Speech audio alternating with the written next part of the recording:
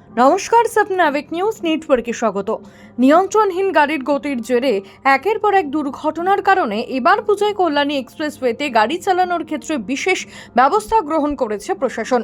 Barrackpore traffic পুলিশের পক্ষ থেকে নির্দেশিকা জারি করে স্পষ্টত বলে দেওয়া হয়েছে, গাড়ির গতিবেগ সর্বোচ্চ 50 কিমির মধ্যে সীমাবদ্ধ থাকতে হবে। সেই নিয়ে চলছে মাইকিংও। সেই নির্দেশিকা না কর্ণপাত করায় বড়সড় জরিমানা দিতে হলো ঠাকুর দেখতে আসা দর্শনার্থীদের। প্রশাসন সূত্রে খবর, এবার পুজোয় গত 4 দিনে ওভার স্পিডিংয়ের জন্য 797 জন, বিনা হেলমেটের জন্য 400 জন, সিট বেল্ট না পরার জন্য 36 জন ও একই সঙ্গে 3 জন বাইকে ওঠার কারণে 228 জনকে জরিমানা ধার্য করা হয়েছে।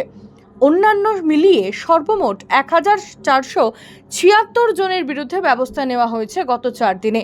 পুজোর বাকি দিন কল্যাণী এক্সপ্রেসওয়েতে গাড়ি এবং বাইক সাবধানে চালানো এবং ট্রাফিক আইন মেনে চলার আবেদন জানাচ্ছে ব্যারাকপুর ট্রাফিক পুলিশ। জয় হিন্দ।